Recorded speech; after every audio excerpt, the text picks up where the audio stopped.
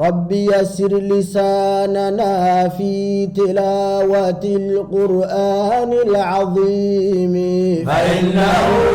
كلام الرحمن في دارين آمنين.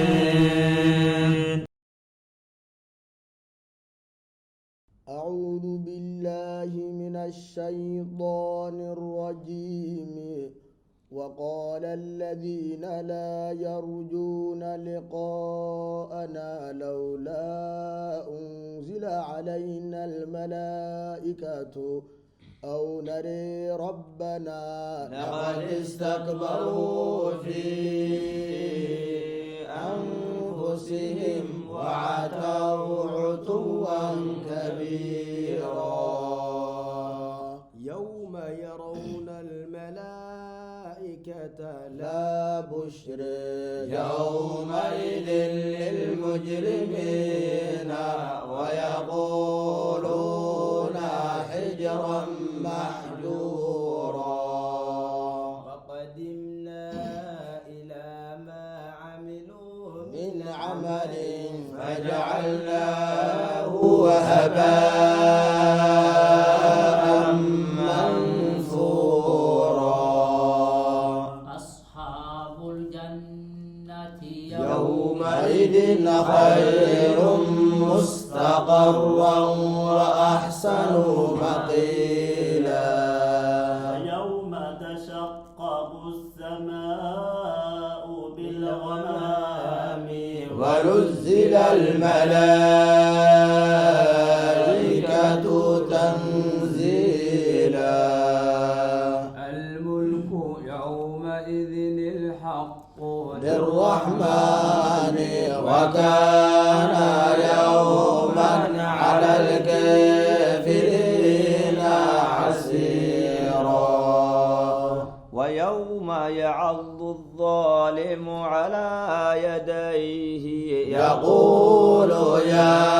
ليتني اتخذت مع الرسول سبيلا. يا ويلتى ليتني لم أتخذ فلانا خليلا. يا ويلتى ليتني لم أتخذ فلانا خليلا. لقد أضلني عن الذكر بعد إذ جاءني وكان الشيطان للإنسان خذولا. قال الرسول يا رب إن قومي اتخذوا هذا القرآن مهجورا. وكذلك جعلنا لكل نبي عدوا من المجرمين وكفى بربك هاديا ونصيرا. وقال الذين كفروا لولا نزل عليه القرآن جملة واحدة كذلك لنثبت به فؤادك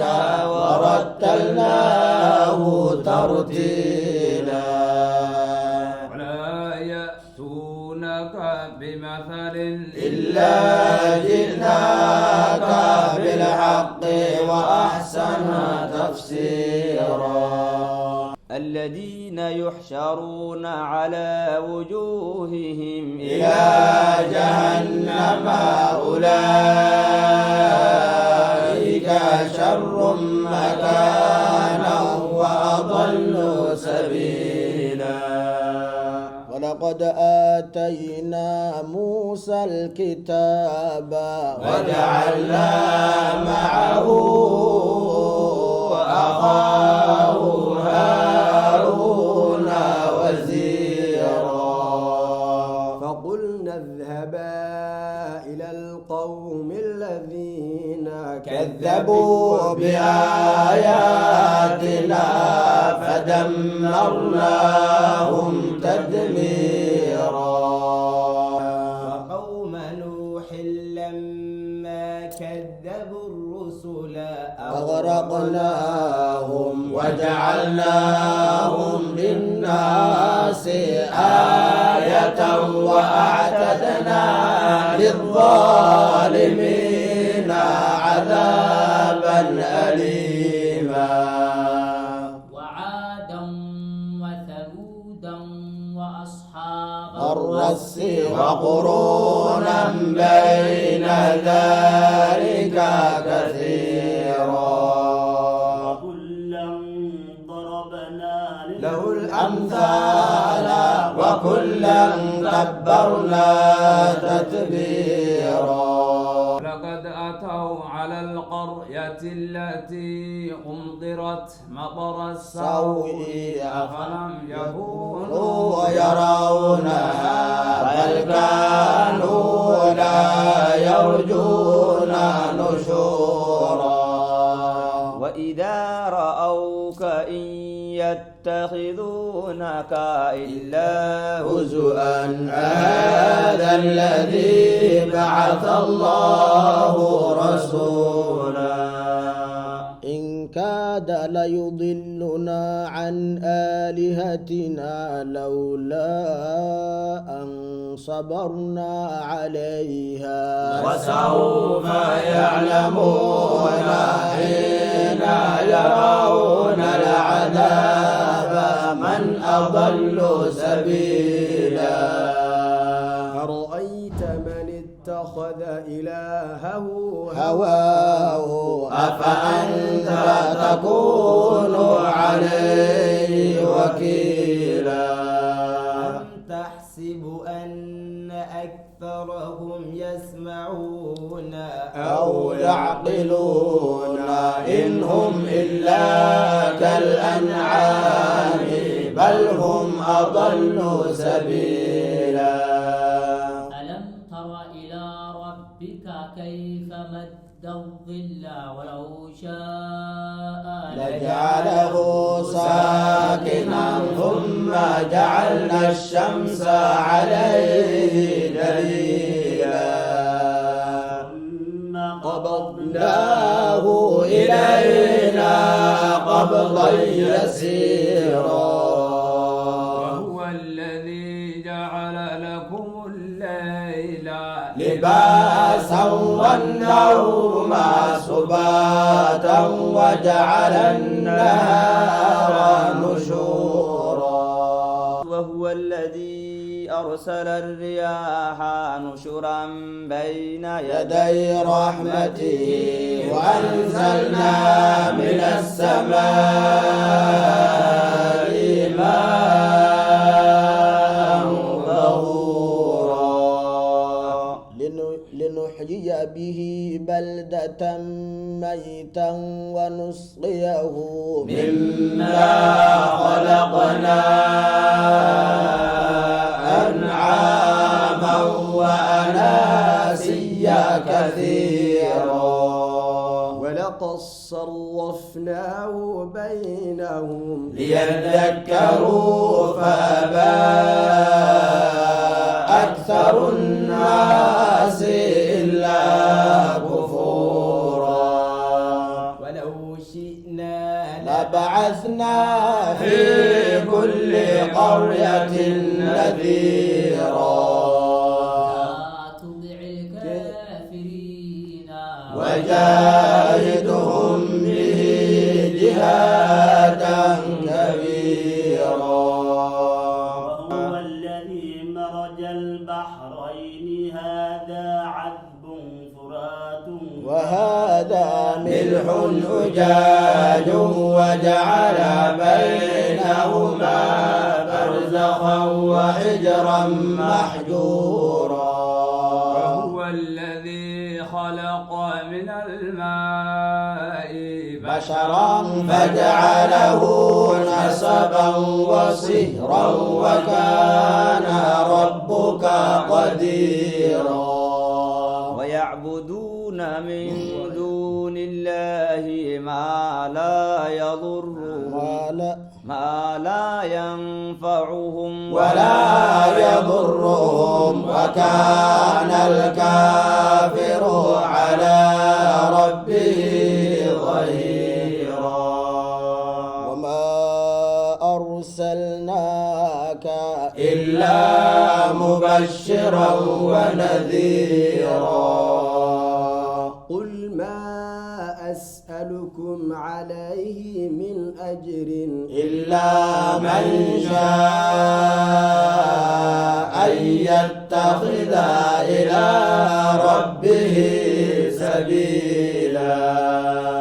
وتوكل على الحي الذي لا يموت وسبح بحمده وكفى به بذنوب عباده خبيرا الذي خلق السماوات والأرض وما بينهما في 6 أيام ثم استوى على العرش الرحمن فاسأل به خبيرا ثم استوى على العرش الرحمن فاسأل به خبيرا قيل لهم اسجدوا للرحمن قالوا وما الرحمن أنسجد لما تأمرنا وزادهم نفورا تبارك الذي جعل في السماء بروجا وجعل فيها سراجا وقمرا منيرا وهو الذي جعل الليل والنهار خلفة لمن أراد أن يذكر أو أراد شكورا وعباد الرحمن الذين يمشون على الأرض هونا وإذا خاطبهم الجاهلون قالوا سلاما الذين يبيتون لربهم سجدا وقياما الذين يقولون ربنا اصرف عنا عذاب جهنم إن عذابها كان غراما ساءت مستقرا ومقاما الذين إذا أنفقوا لم يسرفوا ولم يقتروا وكان بين ذلك قواما والذين لا يدعون مع الله إلها آخر ولا يقتلون النفس التي حرم الله إلا بالحق ولا يزنون ومن يفعل ذلك يلقى أثاما يضاعف له العذاب عذاب يوم القيامة ويخلد فيه مهانا إلا من تاب وآمن وعمل عملا صالحا فأولئك يبدل الله سيئاتهم حسنات وكان الله غفورا رحيما فأولئك يبدل الله سيئاتهم حسنات وكان الله غفورا رحيما إلا من تاب وآمن وعمل عملا صالحا فأولئك يبدل الله سيئاتهم حسنات وكان الله غفورا رحيما ومن تاب وعمل صالحا فإنه يتوب إلى الله متابا والذين لا يشهدون الزور وإذا مروا باللغو مروا كراما الذين إذا ذكروا آيات ربهم لم يخروا عليها صما وعميانا الذين يقولون ربنا هب لنا من أزواجنا ذريتنا قرة أعين وجعلنا للمتقين إماما أولئك يجزون غرفة بما صبروا ويلقون فيها تحية وسلاما خالدين فيها حسنت مستقرا ومقاما قل ما يعبأ بكم ربي لولا دعاؤكم فقد كذبتم فسوف يكون لزاما لولا دعاؤكم فقد كذبتم فسوف يكون لزاما بسم الله الرحمن الرحيم طاسيم تلك آيات الكتاب المبين لعلك باخع نفسك ألا يكونوا مؤمنين نشأ ننزل عليهم من السماء آية فظلت أعناقهم لها خاضعين وما يأتيهم من ذكر من الرحمن محدث إلا كانوا عنه معرضين فقد كذبوا فسيأتيهم أنباء ما كانوا به يستهزئون أولم يروا إلى الأرض كم أنبتنا فيها من كل زوج كريم إن في ذلك لآية وما كان أكثرهم مؤمنين وإن ربك لهو العزيز الرحيم وإذ نادى ربك موسى أن ائت القوم الظالمين قوم فرعون ألا يتقون قال رب إني أخاف أن يكذبون ويضيق صدري ولا ضلق ينطلق لساني فأرسل إلى هارون ولهم علي ذنب ذنب فأخاف أن يقتلون قال كلا فاذهبا بآياتنا إنا معكم مستمعون فأتيا فرعون فقولا إنا رسول رب العالمين أن أرسل معنا بني إسرائيل قال ألم نربك فينا وليدا ولبثت فينا من عمرك سنين وفعلت فعلتك التي فعلت وأنت من الكافرين قال فعلتها إذا وأنا من الضالين ففررت منكم لما خفتكم فوهب لي ربي حكما وجعلني من المرسلين وتلك نعمة تمنها علي أن عبدت بني إسرائيل وتلك نعمة تمنها علي أن عبدت بني إسرائيل قال فرعون وما رب العالمين قال رب السماوات والأرض وما بينهما إن كنتم موقنين قال لمن حوله ألا تستمعون قال ربكم ورب آبائكم الأولين قال إن رسولكم لكم الذي أرسل إليكم لمجنون قال رب المشرق والمغرب وما بينهما إن كنتم تعقلون قال لئن اتخذت إلها غيري لأجعلنك من المسجونين قال أولو جئتك بشيء مبين قال فأت به إن كنت من الصادقين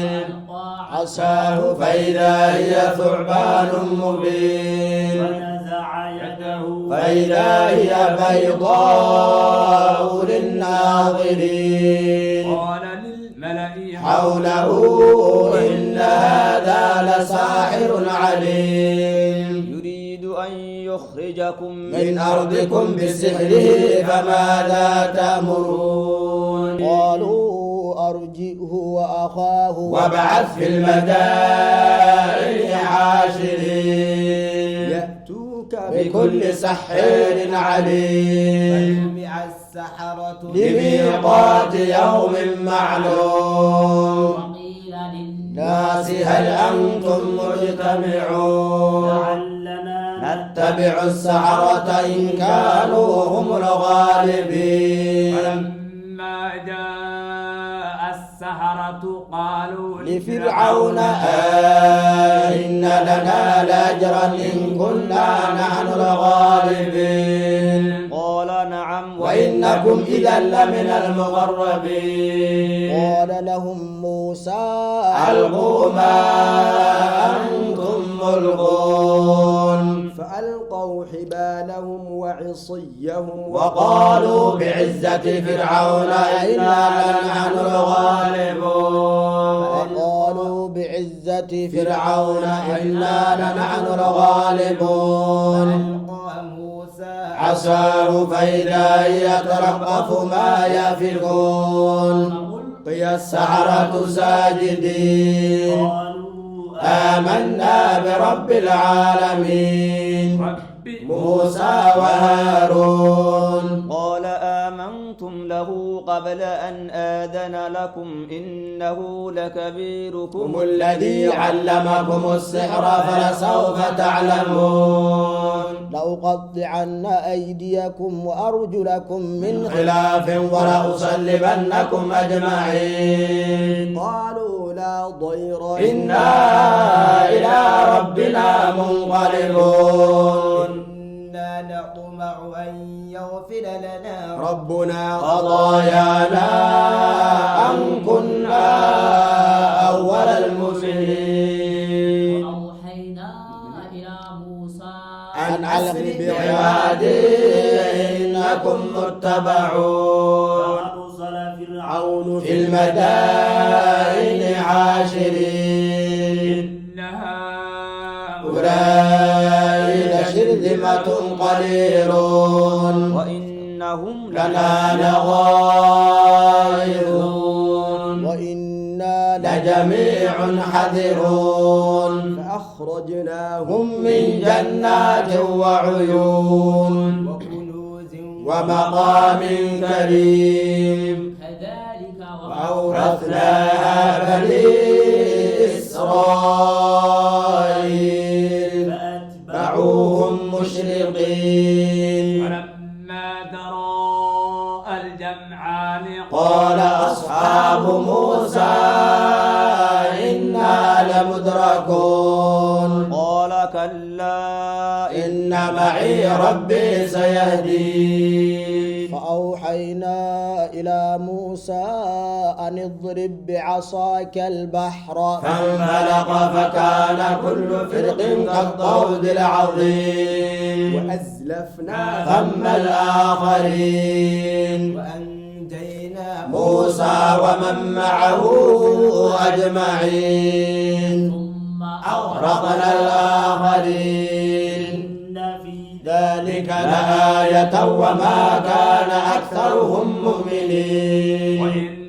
ربك لهو العزيز الرحيم واتل عليهم نبأ إبراهيم إذ قال لأبيه وقومه ما تعبدون قالوا نعبد أصناما فنظل لها عاكفين قال هل يسمعونكم أو تدعون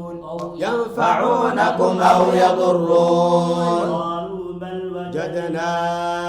آباءنا كذلك يفعلون قال أفرأيتم رأيتم ما كنتم تعبدون أنتم وآباؤكم الأقدمون فإنا إنهم عدو لي إلا رب العالمين الذي خلقني فهو يهدين والذي هو يطعمني ويسقين وإذا مرضت فهو يشفين والذي يميتني ثم يحيين والذي أطمع أن يغفر اغفر لي خطيئتي يوم الدين رب هب لي حكما وألحقني بالصالحين واجعل لي لسان صدق في الآخرين واجعلني من ورثة جنة النعيم لأبي إنه كان من الضالين ولا تخزني يوم يبعثون يوم لا ينفع مال ولا بنون إلا من أتى الله بقلب سليم وأزلفت جنة للمتقين وبرزت جحيم للغاوين وقيل لهم أين ما كنتم تعبدون من دون الله هل ينصرونكم أو ينتصرون فكبكبوا فيها هم والغاوون إبليس أجمعون قالوا وهم فيها يختصمون الله إن كنا لفي ضلال مبين إذ نسويكم برب العالمين وما أضلنا إلا المجرمون فما لنا من شافعين صديق حميم فلو أن لنا كرة فنكون من المؤمنين إن في ذلك لآية وما كان أكثرهم مؤمنين وإن ربك لهو العزيز الرحيم كذبت قوم نوح المرسلين إذ قال لهم أخوهم نوح ألا تتقون إني لكم رسول أمين فاتقوا الله وأطيعون وما أسألكم عليه من أجر إن أجري إلا على رب العالمين اتقوا الله وأطيعون قالوا أنؤمن لك واتبعك الأرذلون قال وما علمي بما كانوا يعملون إن حسابهم إلا على ربي لو تشعرون وما أنا بطارد المؤمنين أنا إلا نذير مبين قالوا لئن لم تنتهي يا نوح لتكونن من المرجومين قال ربي إن قومي كذبون فافتح بيني وبينهم فتحا ونجني ومن معي من المؤمنين فأنجيناه ومن معه في الفلك المشحون ثم أغرقنا بعد الباقين إن في ذلك لآية وما كان أكثرهم مؤمنين ربك لهو العزيز الرحيم كذبت عاد المرسلين قال لهم أخوهم هود ألا تتقون لكم رسول أمين فاتقوا الله وأطيعون وما أسألكم عليه من أجر إن أجري إلا على رب العالمين أتبنون بكل ريع آية تعبثون وتتخذون مصانع لعلكم تخلدون وإذا بطشتم جبارين اتقوا الله وأطيعون واتقوا الذي أمدكم بما تعلمون أمدكم بأنعام وبنين وجنات وعيون إني أخاف عليكم عذاب يوم عظيم قالوا سواء علينا أوعظت أم لم تكن من الواعظين هذا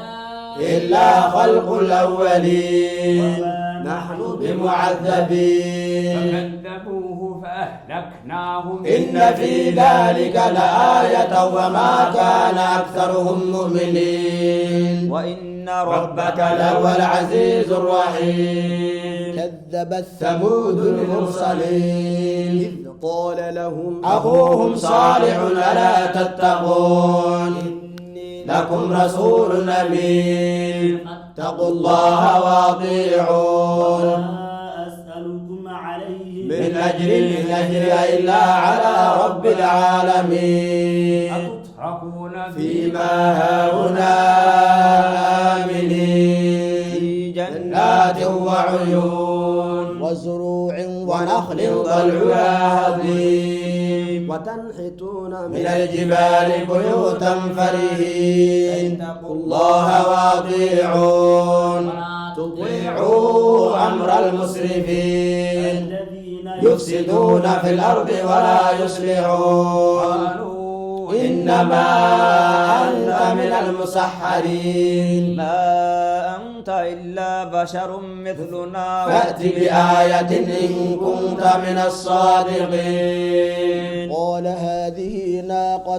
ناقة لها شرب ولكم شرب يوم معلوم ولا تمسوها بسوء فيأخذكم عذاب يوم عظيم فأصبحوا نادمين أخذه العذاب إن في ذلك لآية وما كان أكثرهم مؤمنين ربك لهو العزيز الرحيم فاتقوا الله وإن ربك لهو العزيز الرحيم كذبت قوم لوط المرسلين قال لهم أخوهم لوط ألا تتقون إني لكم رسول أمين فاتقوا الله وأطيعون أسألكم عليه من أجر من أجري إلا على رب العالمين تأتون الذكران من العالمين يدرون ما خلق لكم ربكم من أزواجكم بل أنتم قوم عادون قالوا لئن لم تنتهي يا لوط لتكونن من المخرجين قالوا لئن لم تنتهي تنتهي يا لوط لتكونن من المخرجين قال إني لعملكم من القالين رب نجني وأهلي مما يعملون فنجيناه وأهله أجمعين عجوزا في الغابرين دمرنا الآخرين وأمطرنا عليهم مطرا فساء مطر المنذرين إن في لك ذلك لآية وما كان أكثرهم مؤمنين وإن ربك لهو العزيز الرحيم كذب أصحاب الأيكة المرسلين قال لهم شعيب ألا تتقون لكم رسول أمين اتقوا الله وأطيعون لا أسألكم عليه من أجر إن أجري إلا على رب العالمين أوفوا الكيل ولا تكونوا من المخسرين وزنوا بالقسطاس المستقيم ولا تبخسوا الناس جاءهم ولا تعثوا في الأرض مفسدين واتقوا الذي خلقكم والجبلة الأولين إنما أنت من المسحرين وما أنت إلا بشر مثلنا وإن ظنك لمن الكاذبين أسقط علينا كسفا من السماء إن كنت من الصادقين قال ربي أعلم بما تعملون فكذبوه فأخذهم عذاب عذاب يوم الظلة إنه كان عذاب يوم عظيم فعقروها إن في ذلك لآية وما كان أكثرهم مؤمنين وإن ربك لهو العزيز الرحيم إنه لتنزيل رب العالمين نزل به الروح الأمين قلبك لتكون من المنذرين لسان عربي مبين وإنه لفي زبر الأولين أولم يكن لهم آية أن يعلمه علماء بني إسرائيل أولم يكن لهم آية أن يعلمه علماء بني إسرائيل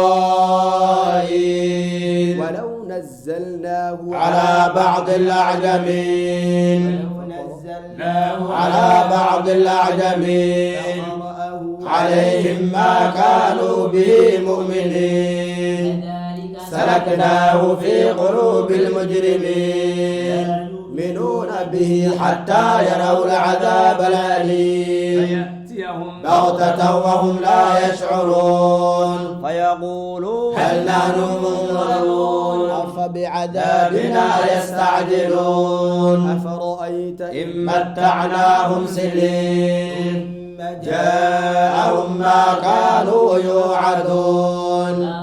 أغنى عنهم ما كانوا يمتعون وما أهلكنا من قرية إلا لها منذرون وما كنا ظالمين وما تنزلت به الشياطين وما ينبغي لهم وما يستطيعون إنهم عن السمع لمعزولون فلا تدع مع الله إلها آخر فتكون من المعذبين عشيرتك الأقربين واخفض جناحك لمن اتبعك من المؤمنين عصوك فقل إني بريء مما تعملون وإن عصوك فقل إني بريء مما تعملون وتوكل على العزيز الرحيم الذي يريك حين تقوم وتقلبك في الساجدين إنه هو السميع العليم هل بئكم على من تنزل الشياطين تنزلوا على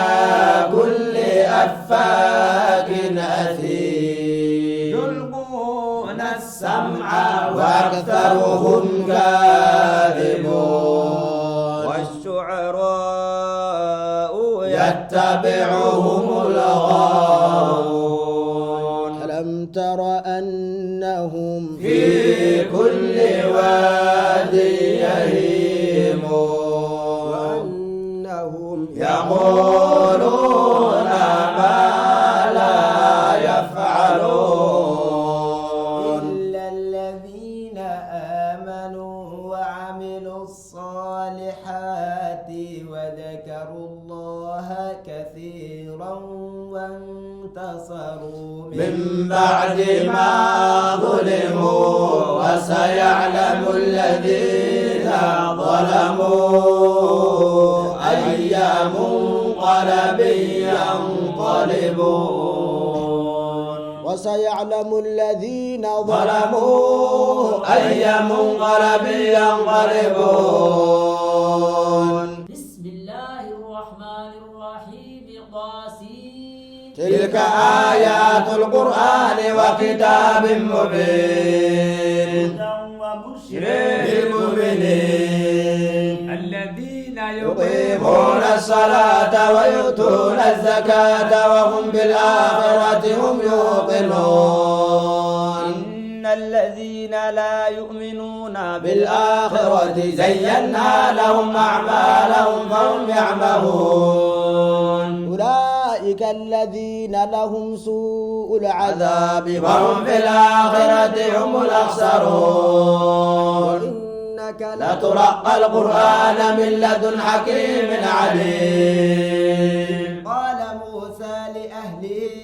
إني آنست نارا سآتيكم منها بخبر أو آتيكم بشهاب قبس لعلكم تصطلون فلما جاءها نودي أن بورك من في النار ومن حولها وسبحان الله رب العالمين موسى إنه أنا الله العزيز الحكيم وألق عصاك فلما رئيها تهتز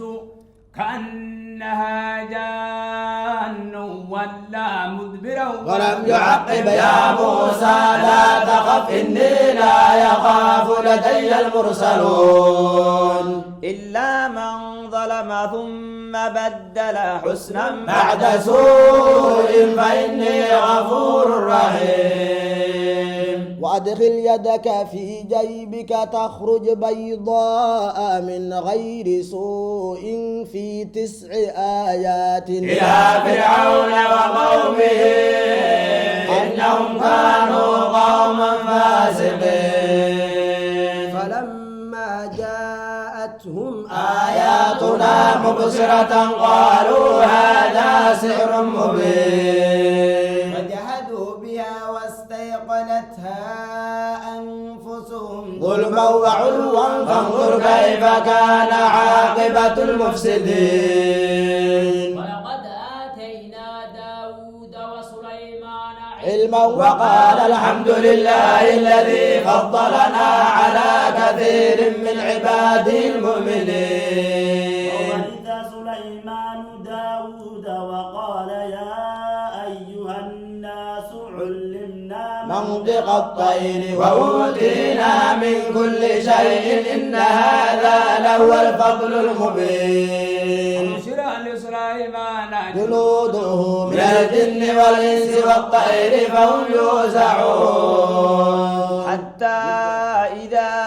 أتوا على واد النمل قالت نملة يا أيها النمل ادخلوا مساكنكم لا يحطمنكم سليمان وجنوده وهم لا يشعرون فتبسم ضاحكا من قولها وقال رب أوزعني أن أشكر نعمتك التي أنعمت علي وعلى والدي وأن أعمل صالحا ترضاه وادخلني برحمتك في عبادك الصالحين وتفقد الطير فقال ما لي لا أرى الوجود أم كان من الغائبين لأعذبنه عذابا شديدا أو لأذبحنه أو ليأتيني بسلطان مبين فمكث غير بعيد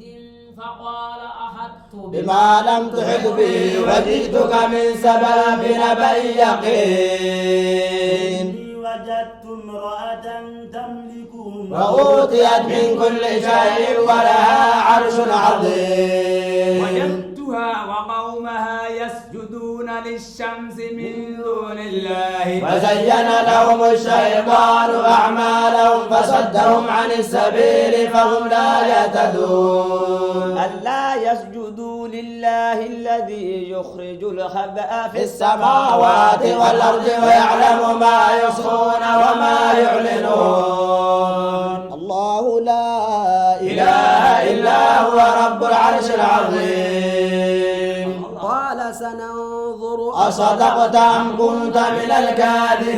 الكاذبين اذهب بكتابي هذا فألقه إليهم ثم تول عنهم فانظر ماذا يرجعون قالت يا أيها ملأ إني ألقي إلي كتاب كريم إنه من سليمان وإنه بسم الله الرحمن الرحيم إنه من سليمان وإنه بسم الله الرحمن الرحيم ألا تعلوا علي وأتوني مسلمين قالت يا أيها الملأ أفتوني في أمري ما كنت قاطعة أمرا حتى تشهدون قالوا نحن أولو قوة وأولو بأس شديد والأمر إليك فانظري ماذا تأمرين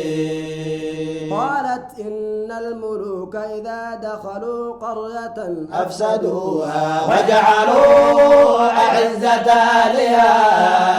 أذلة وكذلك يفعلون وإني مرسلة إليهم بهدية فناظرة بما يرجع المرسلون. فلما جاء سليمان قال أتمدونني بمال فما آتاني الله خير مما آتاكم بل أنتم بهديتكم تفرحون. ارجع إليهم فلنأتينهم بجنود إلا قبل لهم بها ولنخرجنهم منها أذلة وهم صاغرون. قال يا أيها الملأ أيكم يأتيني بعرشها قبل أن يأتوني مسلمين. قال عفريت من الجن أنا آتيك به قبل أن تقوم من مقامك وإني عليه لقوي أمين. قال الذي عنده علم من الكتاب أنا آتيك به قبل أن يرتد إليك ضرفك فلما رئيه مستقرا عنده قال هذا من فضل ربي ليبلوني أشكر أم أكفر ومن شكر فإنما يشكر لنفسه ومن كفر فإن ربي غني كريم. قال نكروا لها عرشها ننظر أتهتدي أم تكون من الذين لا يهتدون. فلما جاءت قيل أهكذا عرشك قالت كأنه هو وأوتينا العلم من قبلها وكنا مسلمين. وصدها ما كانت تعبد من دون الله إنها كانت من قوم كافرين. قيل لها ادخل الصرح فلما رأته حسبته لجة وكشفت عن ساقيها قال إنه صرح ممرد من قوارير. قالت رب إني ظلمت نفسي وأسلمت مع سليمان لله رب العالمين. وأسلمت مع سليمان لله رب العالمين. ولقد أرسلنا إلى ثمود أخاهم صالحا أن اعبدوا الله فإذا هم فريقان يختصمون. قال يا قوم لم تستعجلون بالسيئة قبل الحسنة لولا تستغفرون الله لعلكم ترحمون. قالوا طيرنا بك وبمن معك قال طائركم عند الله بل أنتم قوم تفتنون. وكان في المدينة 9 رهط يفسدون في الأرض ولا يصلحون. قالوا تقاسموا بالله لنبيتنه وأهله ثم لنقولن لوليه ما شهدنا مهلك أهله وإنا لصادقون.